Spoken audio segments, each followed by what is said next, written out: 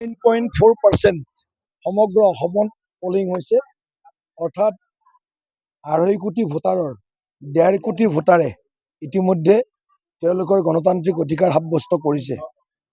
যোৱাবাৰ এইখিনি সময়ত প্ৰায় 45% পলিং হৈছিলে, অৰ্থাৎ প্ৰায় 14% বেছি ভোট এই 1:30 বজালৈকে সমগ্ৰ অসমত হৈছে। অৰ্থাৎ ৰাইজৰ মাজত ব্যাপক উৎসাহ আছে।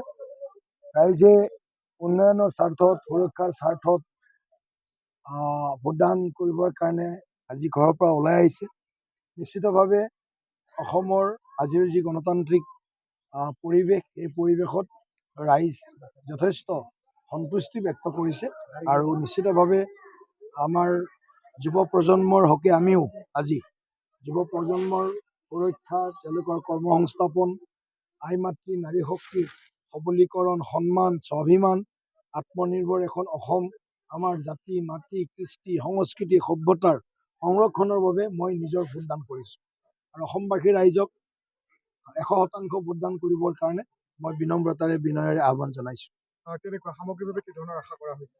চাওক, আজি ভবাতকৈও ভাল আমি পৰিৱেশ এটা দেখিছোঁ। ৰাইজে ব্যাপক উৎসাহত ভোটদান কৰিবৰ কাৰণে ওলাই আহিছে। আপুনি উজনি কওক, নামনি কওক, মধ্য অসম কওক, দক্ষিণ অসম কওক, চৌদিশে ৰাইজে যোৱাবাৰত যিমান ভোট আছিলে, যোৱাবাৰ প্ৰায় 82% পলিং হৈছিলে। এইবাৰ আমি আশা কৰিম 87 to 90% হয়তো পলিং, 5% নিশ্চিতভাৱে পলিং বৃদ্ধি হোৱাৰ সম্ভাৱনা আমি দেখিবলৈ পাইছোঁ। গতিকে ইয়াকে কয় যে ৰাইজে আমাৰ গণতান্ত্ৰিক পৰম্পৰাক শক্তিশালী কৰিবৰ বাবে আৰু অসমৰ স্বাৰ্থত তেওঁলোকৰ নিজৰ নিজৰ যি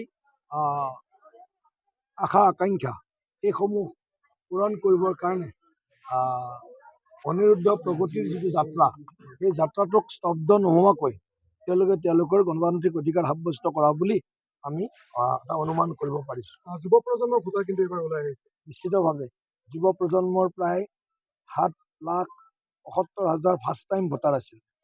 গতিকে প্ৰায় 7,75,000 প্ৰথমবাৰ ভোট দিব সুযোগ পোৱা এই যুৱকসকলে নিশ্চিতভাৱে আজি ওলাই আহিছে আৰু ভোটদান কৰিছে খুব তেওঁলোকে আনন্দৰে। মোৰ ছোৱালীয়েও আজি প্ৰথমবাৰ ভোটদান কৰিছে।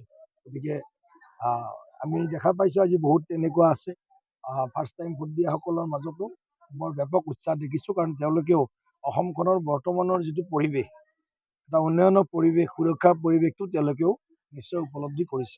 5 বজালৈকে সময় যথেষ্ট আছে, ভোটাৰসকলক কি আহ্বান জনাব? মই এইটোৱে কৈছোঁ, প্ৰতিগৰাকী ভোটাৰে নিজৰ গণতান্ত্ৰিক ভোটাধিকাৰ সাব্যস্ত কৰক, সুস্থ গণতান্ত্ৰিক পৰম্পৰা শক্তিশালী কৰক বা আগবঢ়াই লৈ যাওক আৰু লগতে নিজৰ যিটো অঞ্চলৰ আশা আকাংক্ষা আছে আৰু ৰাজ্যখনৰ সামগ্ৰিকভাৱে যি আমি সপোন দেখোঁ যে অসমখন কিদৰে আগবাঢ়ি যাব লাগে আৰু অসমখন কিদৰে আগবাঢ়ি গৈছে, গোটেই কথাখিনি নিশ্চিতভাৱে অসমৰ ভোটাৰ ৰাইজে বিশ্লেষণ কৰিছে আৰু সেইকাৰণে আজি যিটো ভোট পাৰ্চেণ্টেজ, আজি 1:30 বজালৈকে প্ৰায় 1.5 কোটি মানুহে ভোট দিয়াটো, এইটো এটা আমাৰ কাৰণে গণতন্ত্ৰৰ কাৰণে শুভ লক্ষণ আৰু আমি নিশ্চিতভাৱে আশা কৰিম যে অসমৰ সুৰক্ষা আৰু অসমৰ উন্নয়ন, এই দুয়োটা মূল বিষয় লৈ যুৱ শক্তিৰ আশা আকাংক্ষা পূৰণ, আই মাতৃ নাৰী শক্তিৰ সন্মান, মৰ্যাদা, স্বাৱলম্বীকৰণ